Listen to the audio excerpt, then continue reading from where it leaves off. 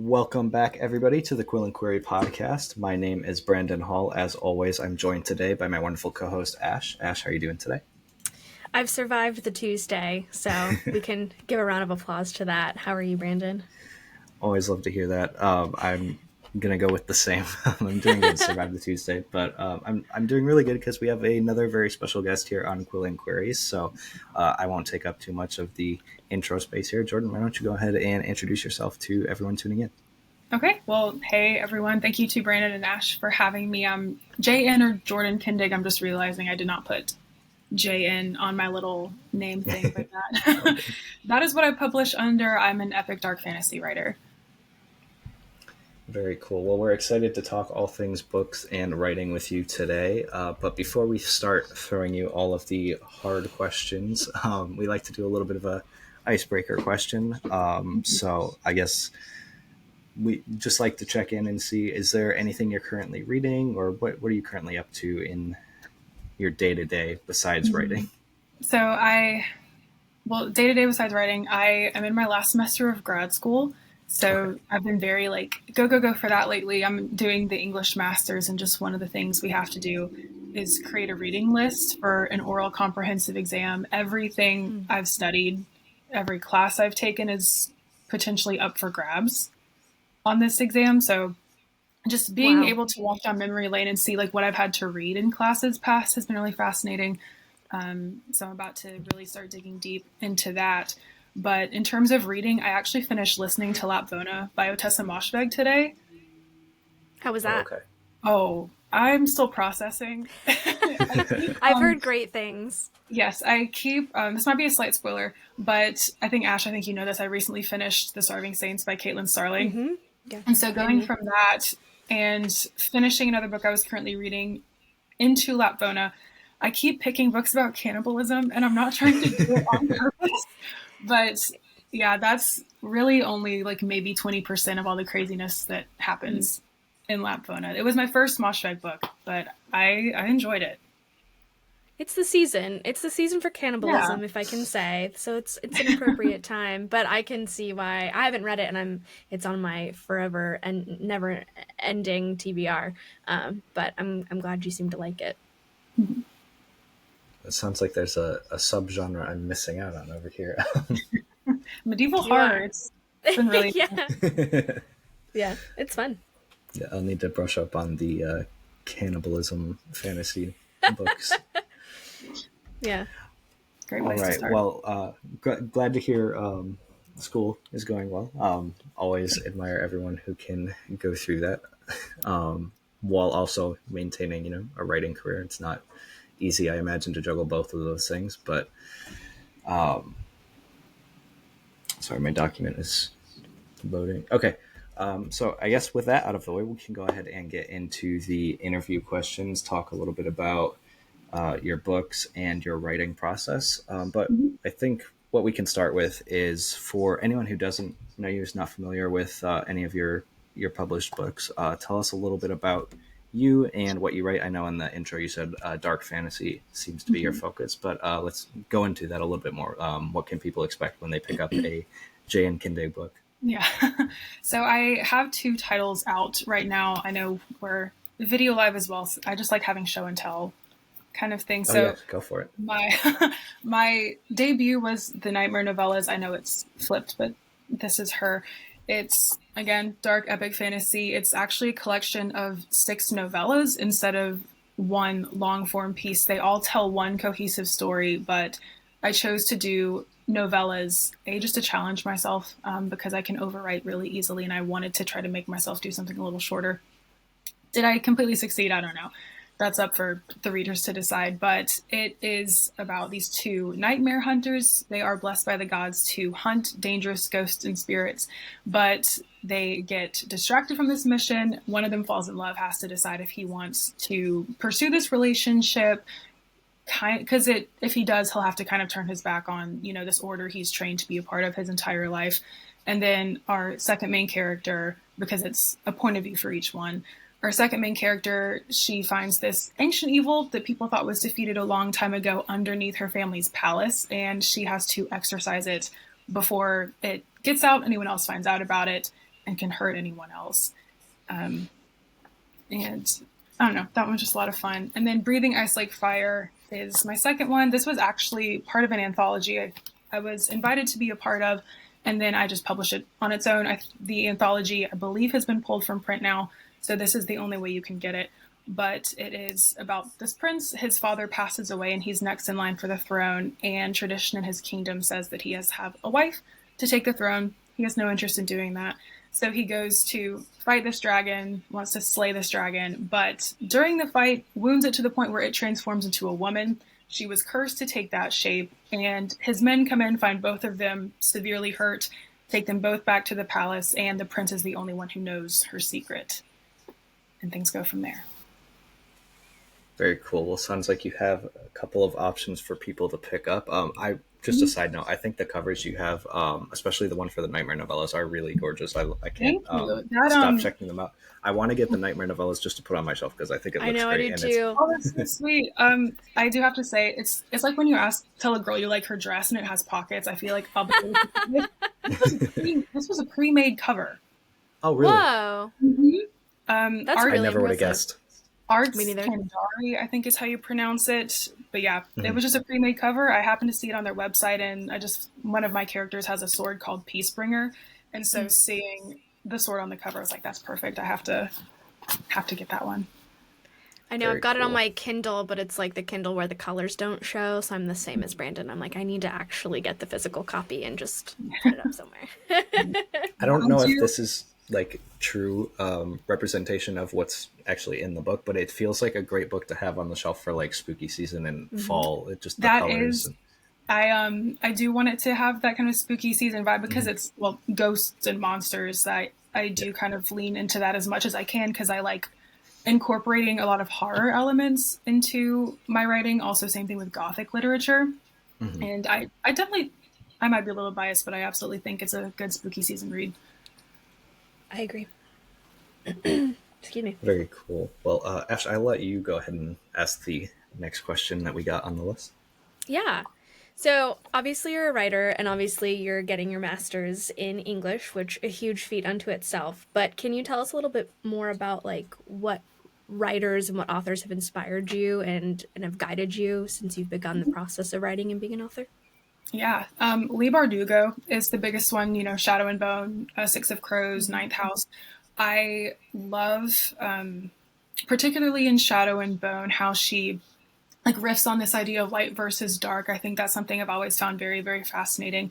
And I was lucky enough to take a class on British Gothic literature and just seeing how, even, back in the 1800s, how that duality has been used throughout magical realism, speculative fiction, so on, has just always really fascinated me. So she's a great author for that. Silvia Moreno Garcia, she wrote Mexican Gothic, which is another one of my favorite books. That one I could probably talk about for hours because I actually wrote a paper on it for school. Oh, excellent.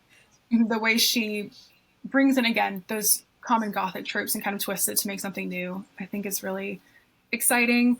Mary Shelley, Frankenstein, I loved reading that. And Andrzej Sapkowski with The Witcher, that actually directly inspired the Nightmare novellas as well. Oh, very cool. Yeah.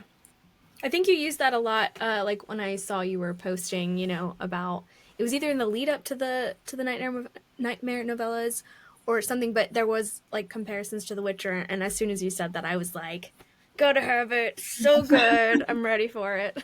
Definitely probably the lead up. I have not been on top of my marketing game very much lately, but yeah, that is my number one comp title for the Nightmare novellas. Well, we know you're juggling school and writing, so I imagine your process is going to be pretty interesting in this next question. But what does a typical writing day look like for you? Having to juggle both of those things, and I'm sure you're doing a lot of writing for school as well. Mm-hmm. How do you make sure you're, giving the right amount of attention to your writing, and what does your process look like having to do both of those things? Yeah, I go through phases with it because I work full time as well. And so typically whenever I'm able to sit down and write, it's in like maybe I have 30 minutes on my lunch break if I've finished my readings for class, or maybe I can do an hour or two each night like on the weeknights, but I get really protective over my weekends too, especially my Sunday afternoons, because like after church, my husband and I will just go to a coffee shop and sit and camp out, and that's typically when I get a lot of work done. I'm definitely more. Wait, where was I going with that? Really, just whenever I can make the time for it. I have a lot of writing that I do like on the notes app on my phone. I have a lot of sticky notes with like my workplace letterhead that where an idea just came to me in between like pulling a report or writing an email, and I have to scribble that down really quick. So I feel like a magpie, like, but instead of shiny things, like, sorry, I just hit my cup, pulling in all these ideas that I had like throughout the day whenever I finally get to sit down and write. Yeah, and, I think that's a. Oh, go ahead, Brandon. I was just going to say, one aspect I forgot to touch on was, would you consider yourself more of a plotter or a pantser? Ooh, plotter. But it varies from project to project. And I've also noticed in the whatever form of project I'm working on as well, because for school, I've taken a lot of fiction writing courses. And so if it's like a flash fiction piece or a short story, I can let myself be much more go with the flow. I can kind of just have a very general like vibe or just like an idea. And I don't necessarily have to know everything that happens. I can just sit down and write. But if it's something long form, because especially with the Nightmare novellas, that's going to be part of right now planned to be 5-book saga that I'm working on. I have to plot so much more because I love getting to foreshadow things. I like dropping in Easter eggs. There's a couple in here that I don't think are going to be relevant for a few books, and I'm very excited for people to pick up on that. It's actually right out of frame. I have a double-sided whiteboard on wheels that I do my timeline on, and maybe I can pull it into frame for a second. Hang on. You should. Yeah, go ahead. I was going to say that's like when I think of you as a writer, when I think of you as a writer, I think of the whiteboard because it's been in some posts before, and it actually inspired me to get mine, but I don't have a space big enough for the rolly double-sided, so this is so cool. Getting our house absolutely made it like possible for me to get this, because back when we had our apartment, this would not have fit anywhere. Yeah. I feel like I need to lean into this more, and maybe that's the spoiler side. Maybe we can blur it out in post so there's no spoilers. So the timeline's on the other side, but it would have been quite a hassle to flip it. But yes, I'm a very visual person. Like even like I said, when we had our apartment, we had kind of a long hallway in it, and so I would just, because I did this with academic papers too, I would just get Post-it notes and write stuff on there and stick it on the wall. So again, long form stuff, I just have to be very detail oriented. So huge respect to pantsers. I could not do it. I can't even fathom of how y'all can. Yeah, I think we're pretty much both plotters. It's nice to just have like that there, and if you end up riffing off of it in a way that you haven't planned to, that's good too. But I went from like straight pantsing to being like a full like thousands of words per chapter outliner for that exact reason. I just for the same reason you were saying, is just like, I would like to Easter egg things to be done later, or like someone says something here that might be relevant later, but if I don't write it down, it's like absolutely never gonna stick in my head.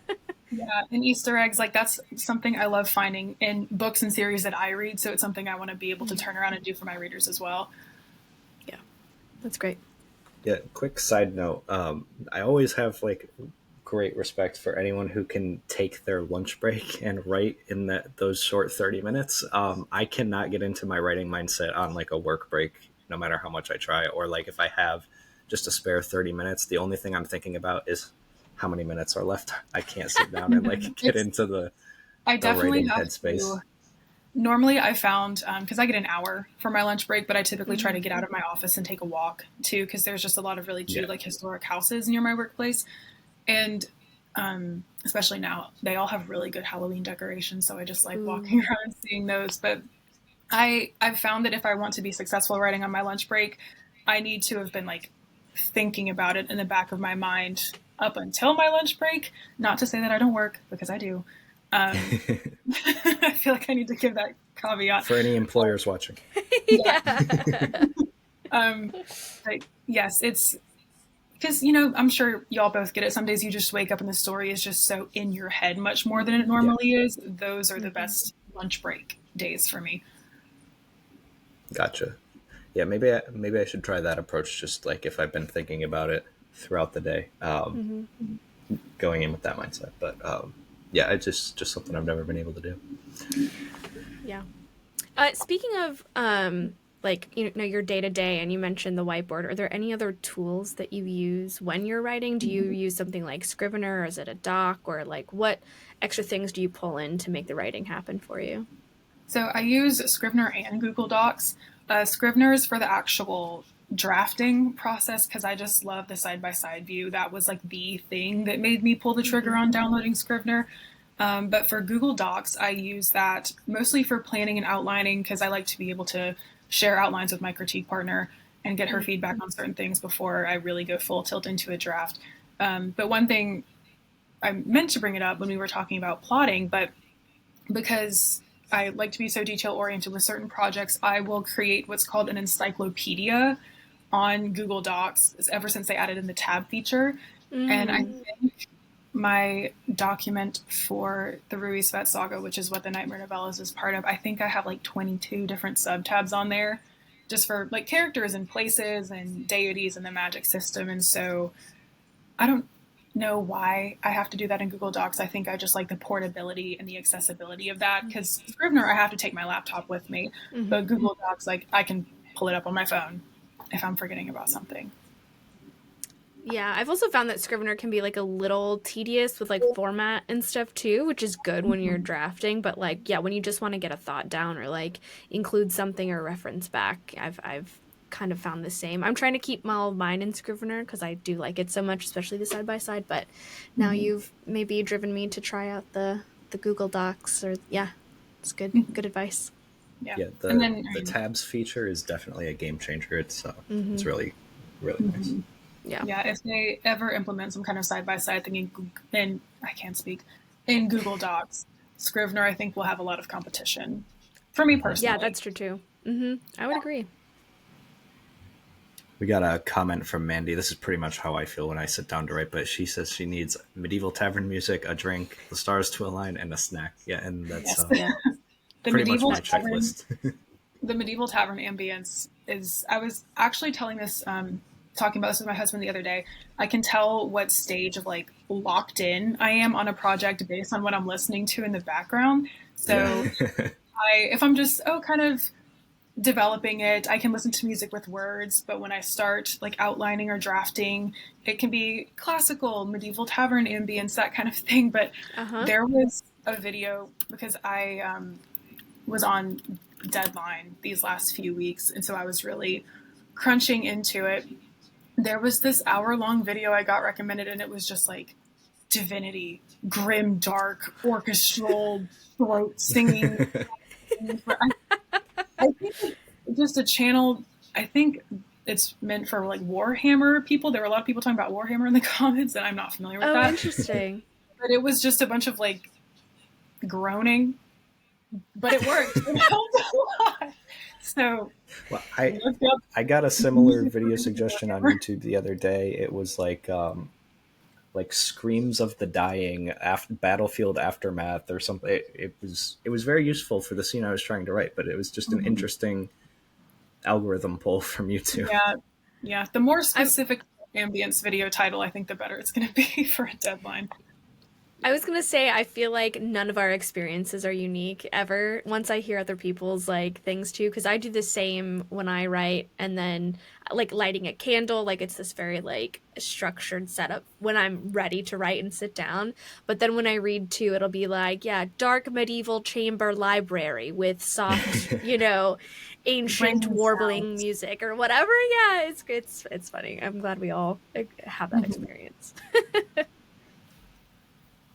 Well, we talked a little bit about your process. So tell us, what are some of your favorite parts about being a writer? It can be about the process or the marketing or whatever. And then what are some of your least favorite parts that maybe you wish you didn't have to do all the time? But I will start with the good. So my favorite parts, I have two, I think. So the character development and what I call it the discovery phase. I don't consider myself a discovery writer, but it's that, like, for me at least, it's even pre-outline when you just have an idea of who these characters are or what the premise is or what your setting is, and you're just kind of playing around in that sandbox. You're not really like building anything yet, but just learning who your characters are, making the playlist, making the Pinterest boards. I really love that because it's just such, for me at least, such a boundless time in the process. You're not really locked into anything yet, and just anything goes. And my other favorite part is potentially the polar opposite of that. I kind of love the editing process. I think my stories come to life so much more in editing. Because you asked about least favorite too, other than marketing, because I am just not skilled in that area at all. The first draft, maybe it was just second book syndrome, but the book I'm currently working on was so hard for me to get that draft out. I'm a huge perfectionist, and so the concept of the first draft just needs to exist, that's like anathema to me. I don't understand it at all. And I'm like, no, but it has to be readable. It has to be good right now. So I miss editing. I'm ready to edit. I find it very hard to, I know I have to, but I do find it very hard to get into that mindset of just put the words on paper for the first draft and make it pretty later. That's probably the hardest part for me.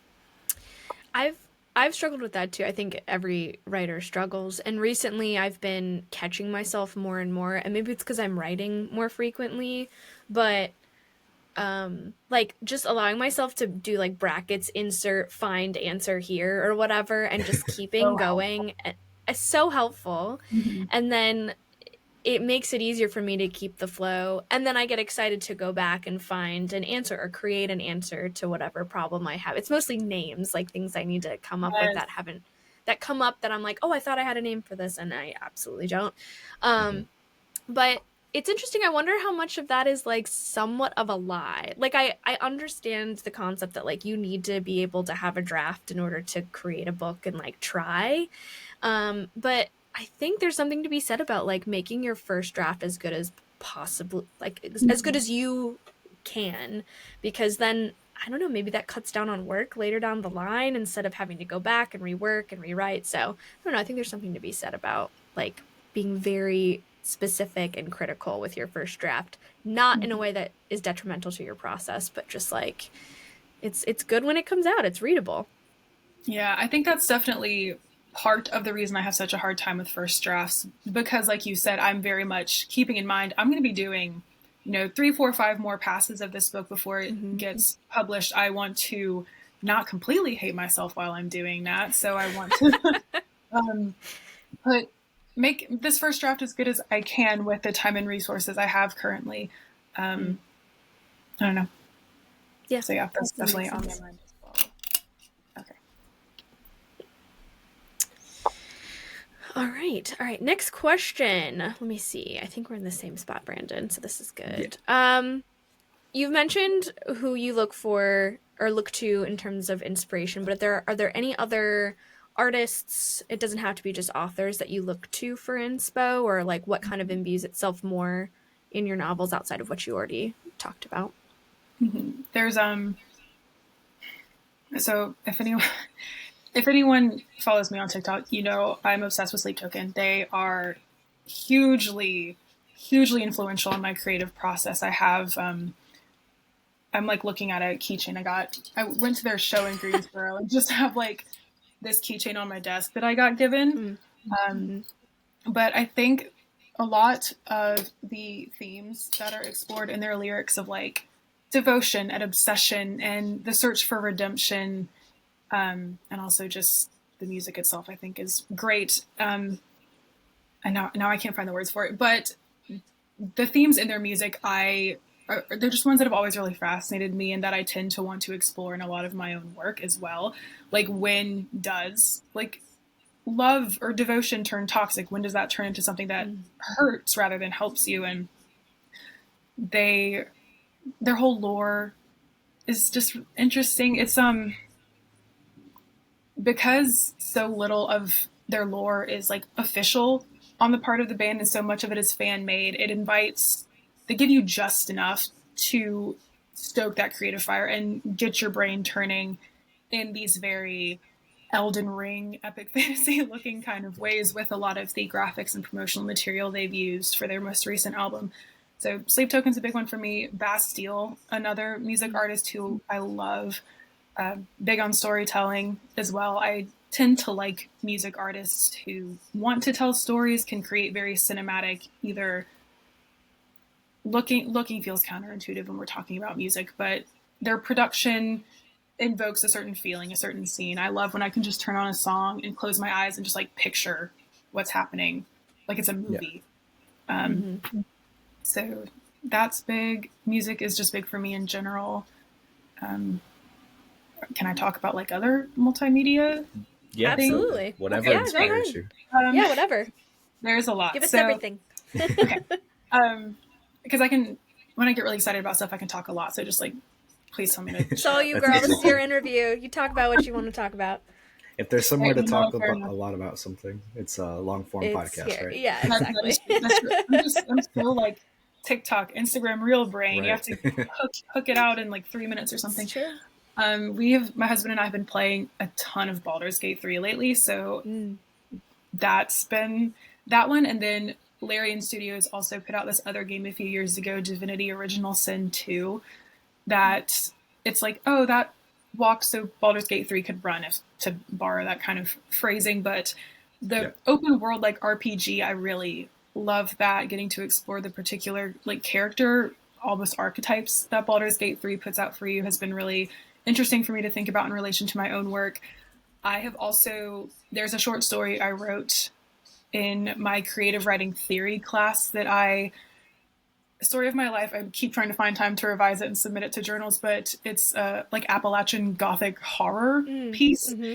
And that one got inspired by a TikTok I saw, because I had this like, I think he was like a Call of Duty original character, like cosplayer, but there was just the shot of him standing in like a doorway with like antlers, like deer antlers. And so then I wrote a story called Not Deer about an Appalachian cryptid. And I don't know, I've learned to try not to be really choosy about where inspiration comes from. Because if you told me a few years ago, like, yeah, you're going to write stories based on TikToks, I would have been like, are you serious? But inspiration comes in very strange places.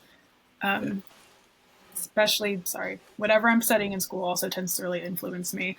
Ash, I think when we were critique partners for like 2 months that one time, there was, I think the project you were looking at for me was my like Baroque art piece. One of my... Yes. Okay. I think so. Yes. Forget everything you read about it. It's going to get completely scrapped. Hey,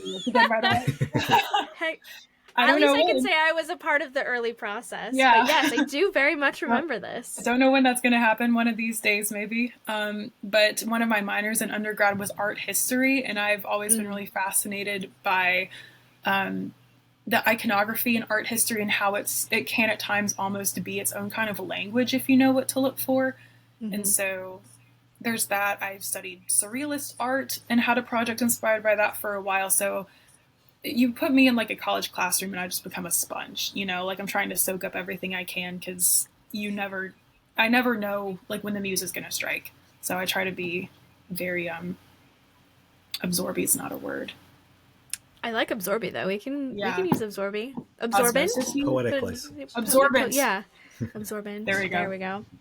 No, I think that's a great, I don't know, I don't think we've really touched on this topic too much in the podcast, so maybe it'll be good for like another episode to flesh out more, but we don't really talk too much about our external influences outside of books, so thank you for reminding us that we can be open and inspired by like literally anything we want to, and music is a big one for me too, and I know it is for Brandon, or at least I'm assuming so. I know you've mentioned it before, but yeah, I don't know, it's good to also go out of your comfort zone, like go to museums more or like local art galleries and see what you can find to trigger a story idea, because it just takes just maybe walking through your neighborhood or something like that, and just being open. You know, there's a book that, I'm blanking on the name of it, my partner read and wanted me to read, and I've been slowly reading it. I'll have to share it with the class later on, but it's essentially just emphasizing how it is important to be open to the universe whenever it's wanting to talk to you and that creative moment strikes. And if it doesn't strike, maybe whispers in your ear and you write it down for an idea for later. So anyway, a great reminder, Jordan, that we need to be open to that kind of stuff. Yeah, and if you will humor me for a minute, since you mentioned it, I don't get to talk about this game very much on the podcast, but I am going to explain to anyone who's not familiar with Divinity Original Sin 2. Well, you played the first one. I have. I actually played the first one. I played the first one. And if anyone is not like up to date on why this is such a fun game, especially for storytellers, my first experience with this game is playing it with my brother, and we go into this medieval market in the first game, and there's this guy trying to steal a fish because he's hungry. And so in the co-op mode, you play rock, paper, scissors to decide whose choice is going to win out. I told the guy to steal the fish, so he stole it, and then we turned him into the guard that was right around the corner, and he ended up going to the dungeon, and you can find him in the dungeon later. And so there's just a level of dynamic storytelling to these games that is really hard to find, and it's like everyone's experience is slightly different. Like you might not have done that with the fish thief. Like you may have you can kill him if you want to, I guess. There's a lot of different things you can do. So the Larian games are really good, and I find to be a big inspiration for me as well, just because of the dynamic level of like interaction and individual storytelling that's there in those games, because it's really hard to find elsewhere. I think I know exactly what market you're talking about too. Is that one of the ones where the NPCs is like they're yelling about like potatoes or something? Did you play the first one as well? I have, yes. Yeah, I think it's like the first city that you go to. It's been a few years since I played it, but there's like that core memory of that. Like we encouraged this guy to do this thing, and then we turned him in for it. So, it was really funny though. Yeah, I would get the voice line just like stuck in my head for days. Yeah, there is some obnoxious merchant like trying to get you to buy their produce or something when you're walking through.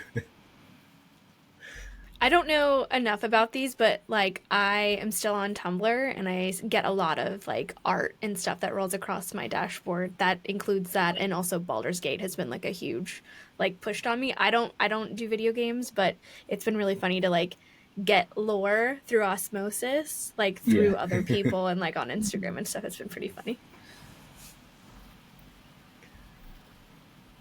All right. Well, Jordan, to take a little break from like all the process and inspiration questions, I'm sure you see lots of new authors emerging on especially TikTok and Bookstagram and social media. Is there any advice that you have for anyone who's trying to become an author, especially in this new age of like self-publishing and marketing your own work on like Instagram and BookTok and all of that? I think the biggest one, at least for me, especially recently, has just been finding community, and being okay to wait. I'm trying to think of how to phrase this because I don't want to sound like rude or anything, but finding like the specific part of community that is like your people and who resonate like with you. Like not just making friends because you think of the connections they're going to give you. Like don't be so mercenary about it. I think because writing is such an emotional thing that you kind of want to be patient and find the people who think similarly to you and appreciate some of the similar things, but who can also push you and challenge you. Because it's not only really valuable for like finding critique partners or bouncing your story ideas around, but also for the business side of things. And like if there's maybe someone who you're considering working with, but your friends might have had a bad experience, or if there's like a book event, I feel like there's been so many of those where authors have just gotten scammed, really. Having friends in the community can also help you kind of know what to avoid, look out for yourself on the business side of things as well. How did you find those communities for someone who might be starting out? Did you just get that through, eventually following people and then seeing what they were or where they were going, or kind of grapevine? Like talk us through that. Yeah. So my first big one was I got added to, or maybe I joined it. This was years ago. So exactly unsure how, but the Discord Second Cup Writers Cafe, I still am in it. I don't check Discord as much as I used to, but Yeah. getting to join that and being in voice chat doing writing sprints with people was really awesome to see, like, oh, there are people in this similar like stage of their creative process as I am. And there was one point where I got just like an acquaintance I had through social media was putting together a big group chat of writers, and it grew to be, I think, like 25 people. It's not super functional anymore, but meeting people I met within that group, I still talk to this day. And don't shy away, I think, from the groups. I know that can be really intimidating, especially in like big and super active ones, but that's been really valuable for me to meet people. Um, and also just being honest about like what inspires you. Like, to bring it back to Sleep Token, because I feel like I just can't like not talk about them. I have met a lot of really great authors and friends who also just enjoy their music, and we met through bonding over like their music and their storytelling. And so I think even in the more unlikely places where you're maybe entering a space that's not strictly devoted to being writers, but it's just still something you're still passionate about, and you can still bond over it. That's another way to meet people too. Yeah, I think that's great advice. Do you do any in-person like writing groups? Those are like much more rare nowadays with thanks to Discord and stuff, but I've been curious, Yeah. in my own city there aren't that many, and I'm like, should I start my own like Mhm. in-person writing I group? know. But I'd love to do an in-person one. The only real in-person workshops I've been able to do have been through my degree, but that's not necessarily people looking to publish in the same way that I'm looking to publish. And um, yeah, in person, I live outside of Charlotte, North Carolina, but in like the South Carolina part of it. So in my particular area, there's not a lot of in-person stuff. It is mostly online, but I don't know. I feel like book clubs are like in-person book clubs are having much more of a resurgence. So fingers crossed for in-person writing groups. I'd love to be part of one. yeah, maybe we can spearhead those and be like the cool ladies, and then Brandon can do one in Yeah. his area. I've considered it, but I feel like I've taken on so many projects as it is. That's true. I I'm know. trying to Oh, limit yeah. myself now. It's not tempting. I Yeah. definitely would like to. Mhm. Yeah. Just seems One like a day. lot of work. Yeah. It is. Yeah, A it lot of is. organizing. Yeah. And I always like start to do stuff and have like this lofty plan of an idea that coincides with the book, and I have to stop doing that because it's like, am I subconsciously trying to ruin the writing process for myself because I'm just packing so many things into my week every week, you Mhm. know? So yeah, sometimes that can be a deterrent, you know? Sometimes I think I'm trying to trick myself into thinking I'm working on my book when I'm not actually writing, but I'm doing something like Yes. adjacent to it. Yeah, Yeah. it counts, kind of, right? Sure. Yeah. Yeah. Well, we talked a little bit about what advice you would give to new authors coming into the space. Are there any lessons you've learned from the two books you have out there that are going to affect your publishing process for future books? Yes.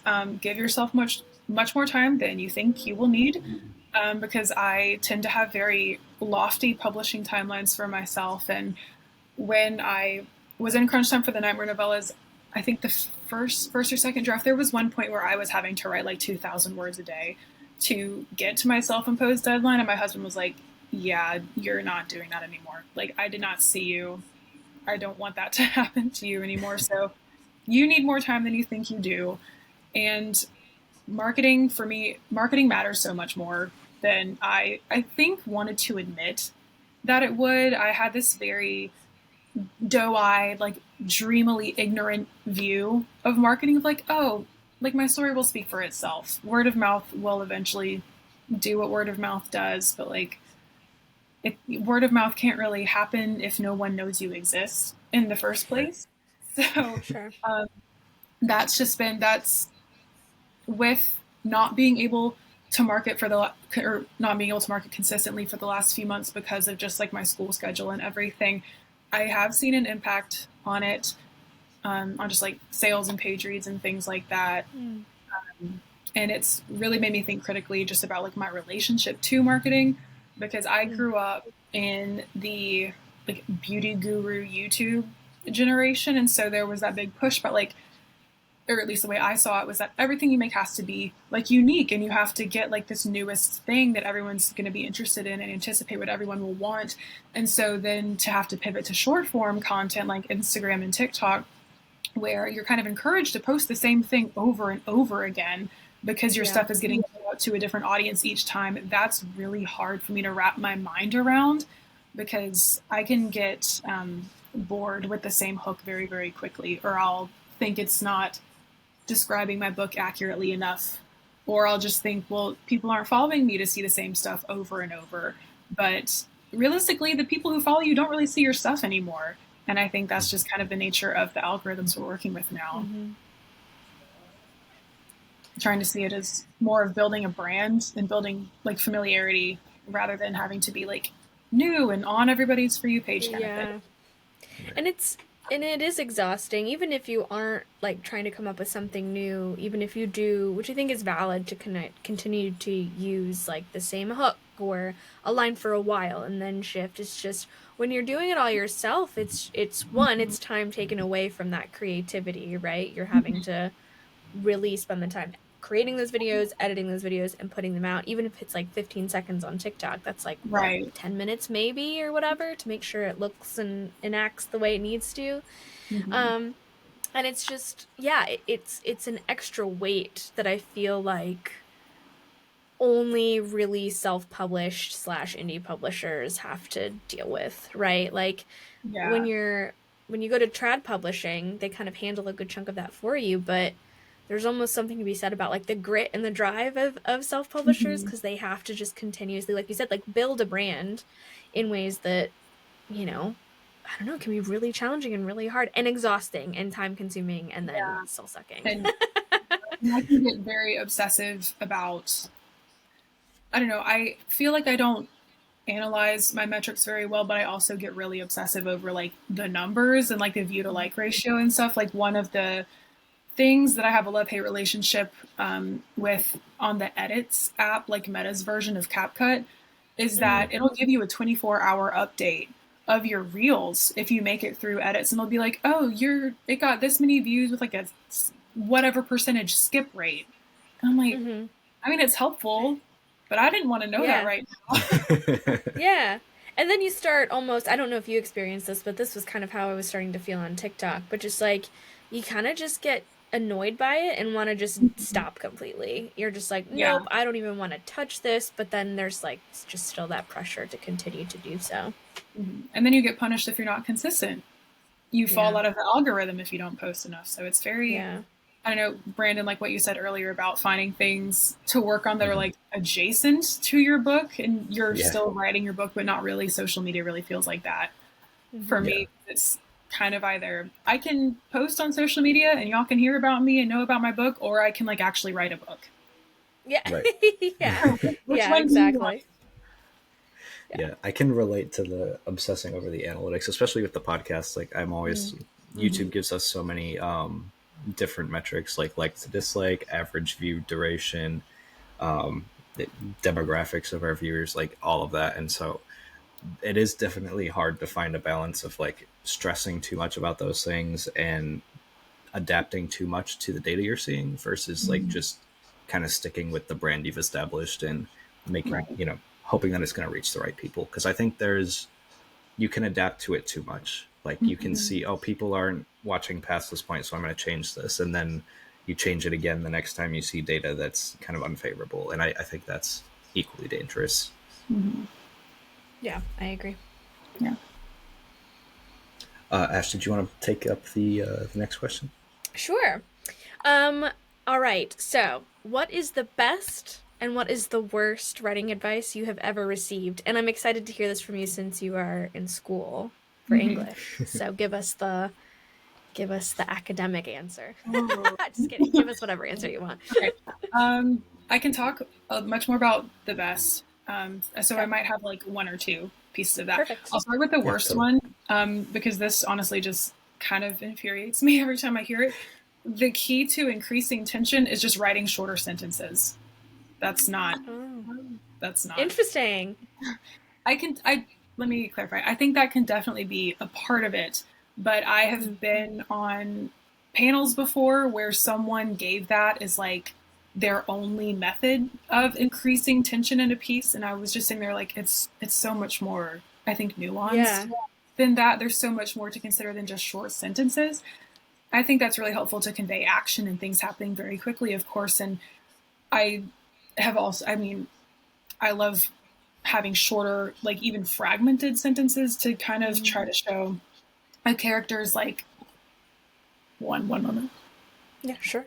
Yeah.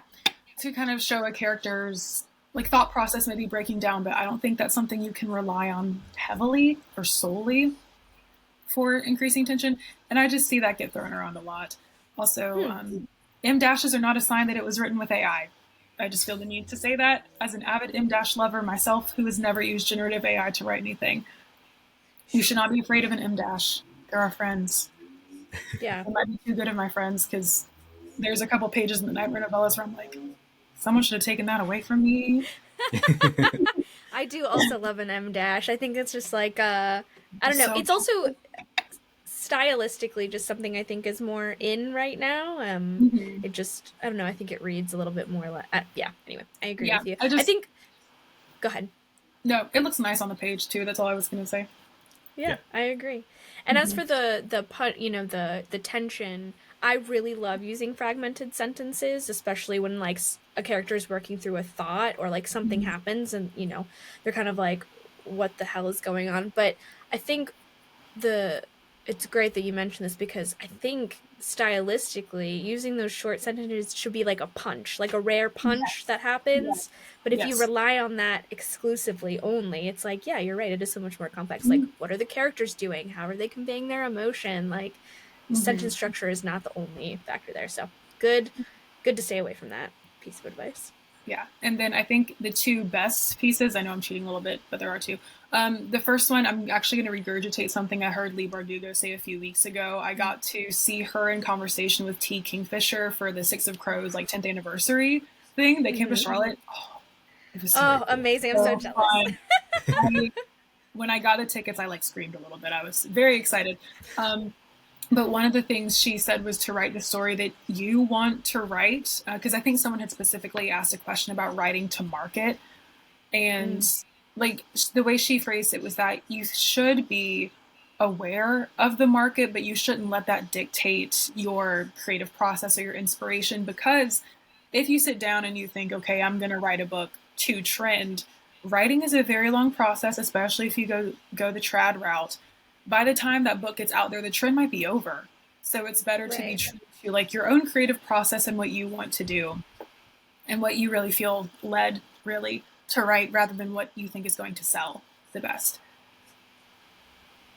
Yeah, I think that's really important to keep in mind, especially like just in these creative fields where the process is so long that chasing those trends is very likely a doomed effort, because by the time, like you said, you're done, there's going to be a whole other trend going around the market that publishers are going to be looking for or that readers are going to be looking for. And I feel like every successful writer I've ever heard has echoed that sentiment of write the stories that you want to tell and you'll find the people who want to read them eventually. Yeah. And also, like, trends are cyclical, right? Like, even if you publish a book and it's maybe not in the trend, I mean, vampires, dragons, fae, like, they're constant kind of iterations of each other, one after the other, at least in the fantasy worlds. I can't speak to any other genre, but, you know, like, you see the 80s, it's just, like, dragons and goblins and evil witches, and then now we're seeing the same kind of topic. So, yeah, it's, like, your book will find its niche at the perfect time. And the other more, this is, you said you wanted something specifically academic, and this is what made me think of this other piece of advice. There's an essay I read by Ben Percy, and it's called Get a Job. And it is just talking about the importance of, especially just in our, capitalistic society that we all live in, we all have to work to make a living somehow. Knowing what your characters do for a living, even if it's not like the focus of the story. I know with the Nightmare novellas, like they're called nightmare hunters, so clearly their job is important to the story itself. But even if you're not writing like a work-focused narrative, it's really important to know, if they're a working age, what your character does for a living, because it just impacts so much of how we see the world and how we relate to things around us, and that's going to be true for our characters as well. So I think about that essay a lot, so I definitely recommend it. It's from, I think, his book Thrill Me, which is just, if I remember correctly, it's just a bunch of essays on, writing. That's what we're talking about. No, that's great. We love hearing how other writers have like learned, or what pieces of advice they've got. So that's good to know that it has like a place that we can go read about it. Mm-hmm. Well, Jordan, we know you have both of those books that you shared with us out there in the world, receiving reviews and feedback, I'm sure.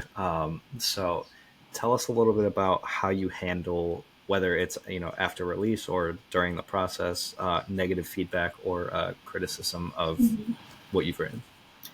I have actually so far been very fortunate in the fact that all of the negative feedback or criticism I've gotten has been constructive in nature. If my books have a 1-star review out there, I have not seen it. No one has brought it to my attention. I typically try not to really even look at my Goodreads. When y'all sent me the questions, I was like, oh, it's been a while since I looked at my Goodreads average, and so I just went and looked at the star rating, but I never go any farther than that.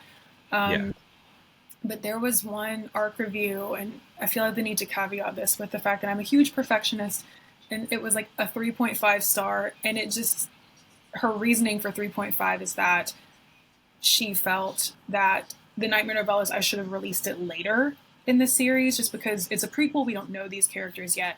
And that one really got to me, because I was like, you know what, that's a very valid criticism. Yeah. That's totally fair. And I don't know, I kind of just had to think about it from the point of view of like, I can either let this destroy me, I just lost my train of thought, sorry.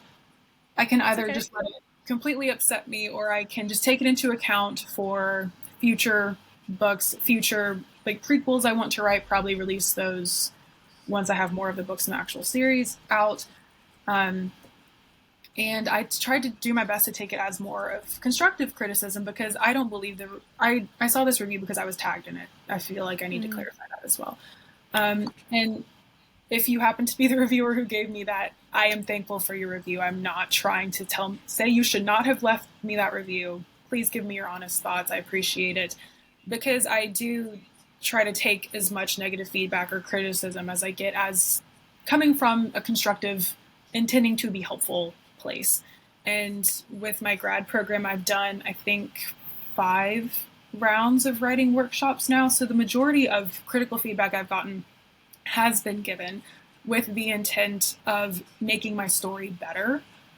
And just looking at it through that lens has been really, really helpful. I know the ARC reviews and Goodreads reviews are a little different, but even if it is someone saying something, well, I don't know. I feel like I can't really speak. I haven't gotten like a mean review. So I don't know if I can really speak to that as much, but choosing to look at it as something that can be more helpful than hurtful, I would say, is how I deal with it.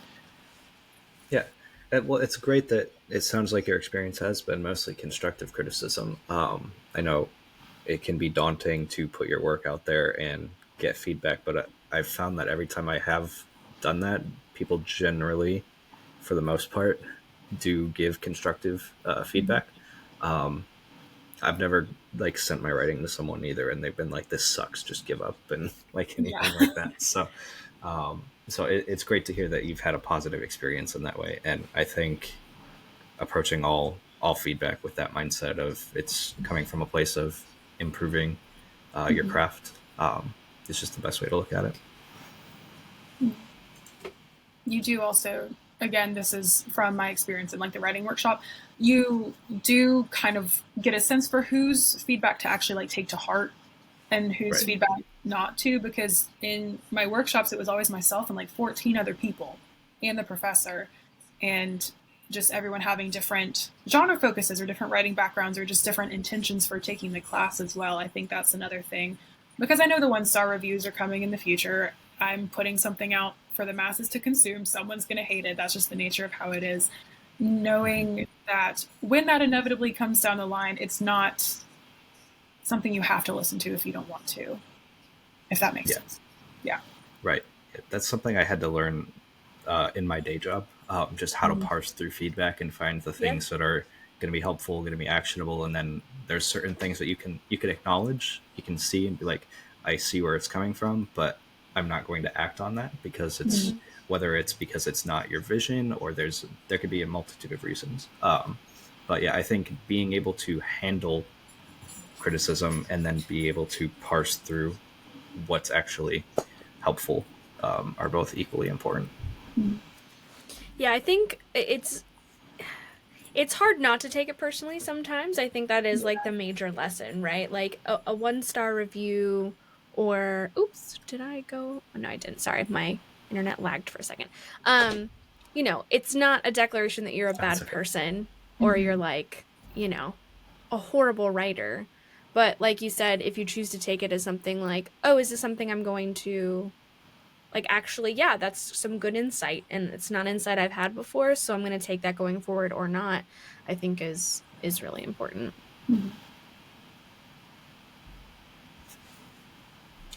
Well, Jordan, when I was looking at your website, I saw you have this very neat upcoming projects with like their current status section on the books. Yeah.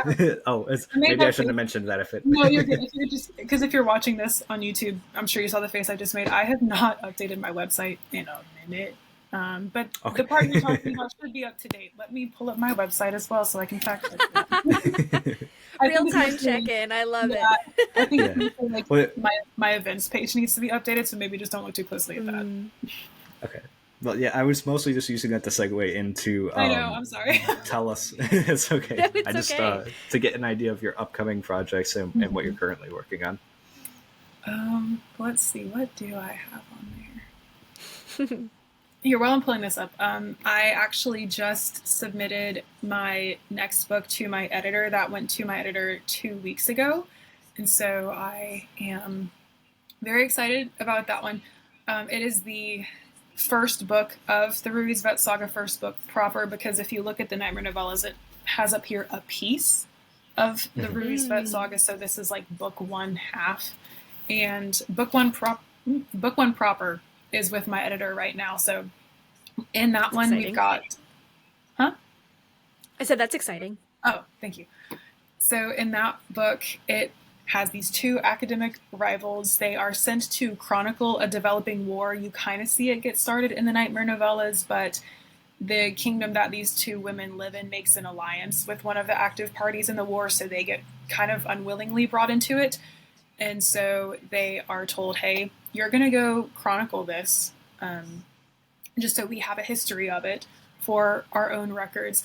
And on the way there, they find out that the naval vessel that was meant to transport them to this kingdom whose war they will be chronicling is actually a disguised pirate ship. And so things kind of fall apart from there.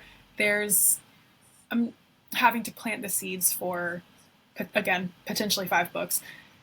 As of right now, it's planned to be 5 books and maybe another prequel as well, because I had another idea for another story to tell before this. But yes, it is, right now the plan is that this conflict that these two women find themselves embroiled in is going to expand across the realm, across these 5 books. We're going to get things escalated to a divine level as well. And there, again, is this too spoilery for me to say? In the pantheon I created, there's 6 gods. And so each one of those gods plus another entity is going to select a champion. And so like the champions are going to get brought into it too. And that's just the rollout, because I know who most of them are right now. The rollout of who those champions will be, I'm very excited for. And again, some of it is kind of getting Easter egged in here, but some of it will still be new because they're just simply characters that you haven't met yet in the Nightmare novellas who you will meet in this next book. I haven't announced the title yet. I'll planning to do that in November right now. I'm just calling it RS1, or Ruiz Vet Saga 1. Very cool. Well, it sounds like if anyone does pick up the Nightmare novellas, they have a lot to look forward to. So that's always great to hear. We do have a question from Mandy in the chat. She said, "How did you decide on an editor? Did you just go through the communities that you were active in, or did you look elsewhere?" Oh, that's a great question. So my editor, I had actually known her prior to searching for an editor. We were published in an anthology together because she writes as well. Out of the Cauldron was the name of the anthology. And so I knew from the big group chat, all of the authors were put in, that she was an editor as well. And then when I took English 600, which is the introduction to the graduate studies program that I'm taking, one of our assignments was to interview someone who has an English degree, because our advisor wanted us to see, the career options for somebody with the degree we're putting all this time into getting. And so I reached out to her and asked if I could interview her, because editing is something I'm interested in pursuing as well when I get my degree.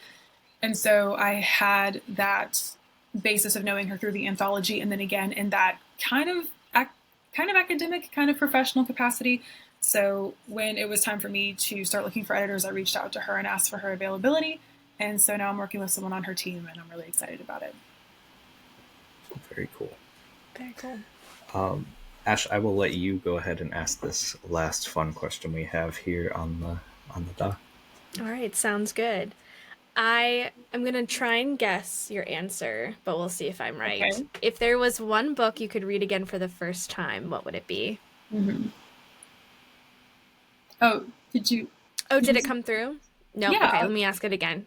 No, it did. I thought you said you wanted to try to guess what I was going to say. Oh, no. I'm going to keep it in my head, and I'm going to see if I'm right. Sorry. I should have clarified. No, you're fine. This one was probably, out of the questions y'all sent me beforehand, this one was really hard. I have on my bookshelves over here against this wall, and I stared at them for 5 minutes trying to figure out what I wanted to say. Because all of the books that I like to reread, I want to reread them having the story knowledge that I already have. The Picture of Dorian Gray is one of my favorite books, but I would not want to read that one again for the first time, because every time I read it, I do a read through every 2 or 3 years. Every time I read it, I just get something new about it. So yeah, that was just my thought process in trying to answer this question, but I was able to narrow it down to 2, I think. They're very different. The first one is The Undertaking of Heart and Mercy by Megan Bannon. And the second one is Needful Things by Stephen King. And The Undertaking of Heart and Mercy is romantasy, essentially. It's I have to look at it to remember what it's about.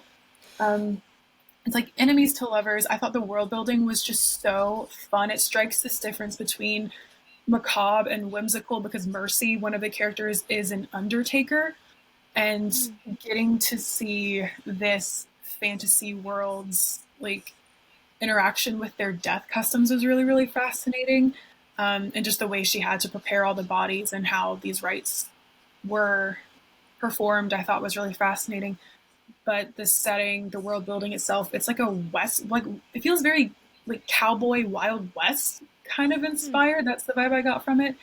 And it's such a fun world to just fall into. I would love to do that again. But Needful Things, it's Stephen King. It's horror. It's very dark. But I think that's the one that they say is the last Castle Rock novel, which is his fictional Maine town. I go through a Stephen King phase every 4 or 5 years. This one, just because his books are just really easy for me to audiobook, because if I audiobook something, I have to be okay with missing certain things in it. If I'm working or something, Lab Vona was exception to that rule because I was locked in. But with Needful Things, it's this basically mysterious man comes to Castle Rock and opens a curios store called Needful Things, and in it, you'll go in there and you'll find the thing you never knew you wanted, but it's the perfect thing for you. And because I think the first person he makes a sale to is a teenage boy, and he has this baseball card that this boy has really, really wanted. But then the question of price comes up, and the little boy's kind of well, I don't have the money for it. It's a really rare card. Surely you would want more money than I have. And the proprietor says, well, I'll give you this really great deal on it, but in exchange, you have to play a trick on someone else in town. And so he's just doing that and slowly turning all the townspeople of Castle Rock against each other while playing on these desires. And some people want the same thing. And it's like, okay, well, will you one up this other person to get it more? And I thought it was just, I know Stephen King, I have a lot of issues with his storytelling as well. Um, but this story in particular, I just thought like the weaponization of desire was so fascinating, and I'd love to. It all comes together in a very messy, fascinating kind of way. So I'd love to just forget that one and read it again. That's a very interesting premise. I haven't heard of that work of his, so I'll have to check that one out because you've got me intrigued. Yeah, it sounds so interesting. Yeah, I don't think it's one of the better known ones. I think, where is it on the shelf? Yeah, because I think it's like the fifth Castle Rock one, but I think Castle Rock is, I think that's where Cujo. I don't know. I haven't read a ton of his like classic ones. I tried to stay away from like the Cujo, the Carrie, and I wanted to read like his lesser known stuff. Well, now is going to be the time where I start to open it up to the chat if there's any questions from anyone in the audience. So I'll keep an eye on that and let you know any that come in. But in the meantime, do you have any closing thoughts or maybe any topics we didn't get to touch on that you'd want to chat about real quick? Whether it's, about writing or about Divinity Original Sin 2. I was going to say, I kind of want to ask you about Divinity, because have you played the second one? I've played the second one. I did not finish the second one yet. I think I only got to the end of Act 1. I left Fort Joy, but I never got further than that. I still need to play it. That one is... There's a particular mechanic in Divinity 1 that they did not carry over into Divinity 2. I can't remember what it is. It's something to do, I think, with like resurrecting fallen party members or something like that. But I think the storytelling in Divinity 2 is far superior to Divinity 1, because I think Divinity 2 I played it once through with my husband, and then I did a solo run, and then we were going to do another co-op run, but then we bought Baldur's Gate 3 and we haven't touched it since. Yeah. But I absolutely recommend that one all the way through. That's really, really good. Yeah, I've finished the rest of those 3 Larian games, Divinity 1 and then Baldur's Gate 3, so next up on the list. Sorry for the background noise. They're racing down the street. Mandy, buy the game if you haven't yet. It's really good, and it usually goes on sale for pretty cheap, so definitely check it out. We do have a question from Mandy. She says, are markets worth it for book sales and marketing? So I think she's referencing like physical in-person markets. I will say she says that's a question that she has. Okay. I will say a resounding yes. I have actually done my best sales through in-person markets. I've done quite a few. So like I said, I live in South Carolina. I've done a couple in the Carolinas. I have gone out to Arizona as well. There was one I did out in like the Phoenix Mesa area this past May. I'm going to Savannah this weekend actually for an in-person market.